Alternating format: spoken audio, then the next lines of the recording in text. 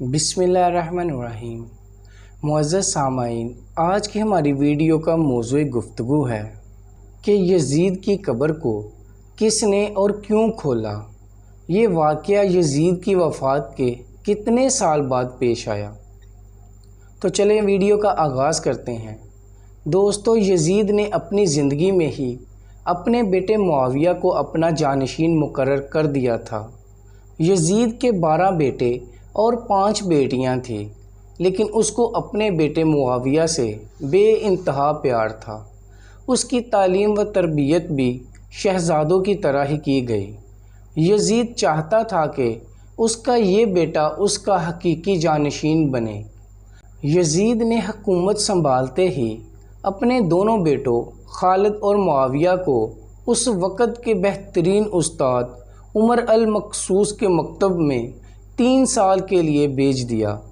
شیخ عمر المقصوص بھی جانتے تھے کہ یزید کا جانشین معاویہ ہے، اس لیے انہوں نے اس کی تربیت پر خوب محنت کی۔ 61 ہجری میں جب واقعہ کربلا پیش آیا تو شیخ المقصوص کو بہت تکلیف پہنچی، چونکہ آپ کا دل محب اہل بیت سے تڑپتا تھا۔ اس لیے آپ نے یزید کے ان دونوں بیٹوں کو عظمت اہل بیت سے خوب روشناس کروایا۔ ایک طرف کربلا کا واقعہ پیش آیا اور جگہ جگہ یزید کے خلاف بغاوت اٹھنے لگی۔ دوسری طرف معاویہ جو یزید کا جانشین تھا، اس کی تربیت ایک سچے عاشق رسول کر رہے تھے۔ واقعہ کربلا کے تیسرے سال 683 عیسوی میں یزید عبرتناک موت سے دوچار ہوا تو معاویہ ابن یزید 20 سال کی عمر میں تخت نشین ہوا۔ جیسے ہی معاویہ ابن یزید تخت نشین ہوا تو استاد محترم کی محنت رنگ لانے لگی۔ اس نے آتے ہی ساتھ ہی واقعہ کربلا کی تحقیقات کی اور محض 40ویں دن لوگوں کو اپنی بیعت سے آزاد کر دیا۔ بعض روایات میں معاویہ ابن یزید نے 3 ماہ تک حکومت کی۔ 20 سال کی عمر جوانی کا ایسا دور ہے کہ جب انسانی خواہشات کی منہ زوری عروج پر ہوتی ہے۔ یزید کا جانشین ہونا اور پوری اسلامی مملکت پر حکمرانی کرنا اپنی تمام جائز و ناجائز خواہشات کو پورا کرنے کے لیے بہترین موقع تھا، لیکن معاویہ بن یزید نے تخت پر بیٹھتے ہی واقعہ کربلا کی تحقیقات کی اور حالات کا بہت باریک بینی سے جائزہ لیا۔ جب اس نے دیکھا کہ میرے باپ نے اسلام اور مسلمانوں کو کس قدر عظیم نقصان پہنچایا ہے تو اس نے محسوس کیا کہ وہ ایک دوراہے پر کھڑا ہے کہ حکومت کی باغ دور تھامے رہے اور ظلم و ستم اور عیش و عشرت کا بازار گرم رکھے یا تخت و تاج کو چھوڑ دے اور اپنے آپ کو ان ہولناک گناہوں اور ان دردناک عذاب سے دور رکھے۔ بالآخر اس نے فیصلہ کر ہی لیا۔ اس کا فیصلہ ان سچی تعلیمات اور اس ایمان کے طفیل ہی ممکن ہوا جو اس کے رگ و پے میں شامل ہو چکا تھا۔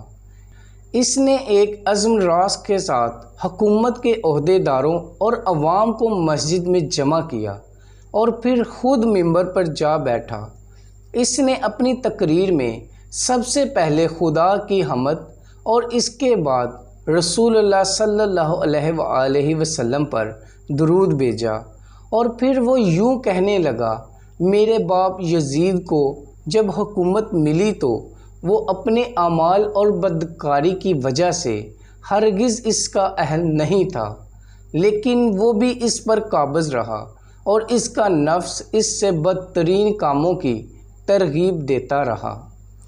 وہ اپنے برے کاموں پر بھی فخر کرتا تھا اور اس نے خدا کی بتائی ہوئی حدود سے تجاوز کیا۔ رسول اللہ صلی اللہ علیہ وآلہ وسلم کی اولاد پر اس نے بدترین مظالم ڈھائے، لیکن اس کی حکومت کی مدت بہت ہی تھوڑی تھی اور بہت جلد اس کی شرمناک زندگی کا خاتمہ ہو گیا، اور آج وہ اپنے اعمال کے حساب و کتاب میں الجھا ہوا ہوگا۔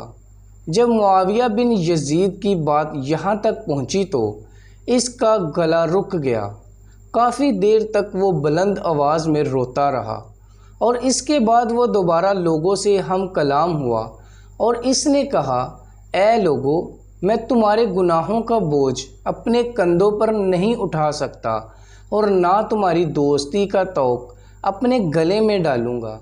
میری خواہش تو یہ ہے کہ حکومت شہزادہ حسین امام حضرت زین العابدین کے حوالے کر دی جائے، یا اب تم خود جو بہتر سمجھو وہ کرو، یا وہ حکومت کرے جس کا تم انتخاب کرو۔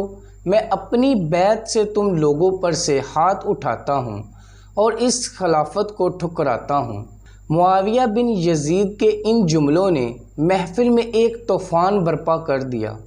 پھر معاویہ بن یزید ممبر سے اتر آیا۔ اس کی ماں و دیگر عزیز و اقارب آئے تو دیکھا کہ روئے جا رہا ہے، تو اس کی ماں نے کہا، کاش تم حیض کا چھیترا ہی ہوتے اور میں تمہاری خبر نہ سنتی۔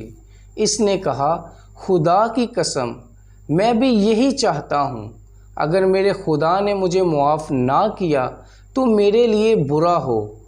اس کے بعد بنو امیہ نے اموی شہزادے مروان بن حکم کے ہاتھ پر بیعت کر لی اور اسے تخت پر بٹھا دیا۔ مروان نے اپنا دارالحکومت مستقل طور پر دمشق منتقل کر دیا۔ بنو امیہ نے شیخ عمر المقصوص کو زندہ درگور کر دیا کہ تم نے ایسی تربیت کیوں کی، کہ معاویہ بن یزید نے بڑے دربار میں بنو امیہ کو رسوا کر دیا۔ اس کے چند دن کے بعد ہی معاویہ بن یزید کو زہر دے دیا گیا۔ سن 684 عیسوی سے سن 685 تک مروان بن حکم نے حکومت کی۔ پھر اس کی وفات کے بعد مروان کے بیٹے عبد الملک نے 685 سے 705 تک ایک طویل عرصے تک حکومت کی۔ پھر 705 عیسوی سے 715 تک عبد الملک کے بیٹے ولید نے حکومت کی۔ اسی کے دور میں سندھ، اندلس اور دیگر بہت سی ریاستیں فتح ہوئی۔ اسی کے دور میں شہزادہ حضرت امام زین العابدین کو زہر دیا گیا۔ 715 سے 717 تک ولید بن عبد الملک کے بھائی سلیمان بن عبد الملک نے حکومت کی اور 717 میں عمر بن عبد العزیز معجزانہ طور پر تخت نشین ہوئے، لیکن ان کو بھی زہر دے دیا گیا۔ 720 سے 724 تک ولید بن عبد الملک اور سلیمان بن عبد الملک کے بھائی یزید بن عبد الملک نے حکومت کی باغ دور سنبھالے رکھی۔ اس کے بعد ہشام بن عبد الملک، ولید بن یزید، یزید بن ولید، ابراہیم بن ولید اور مروان بن محمد نے بالترتیب حکومت کی اور 750 عیسوی میں بنو امیہ کی حکومت کا تخت بنو عباس نے الٹا دیا۔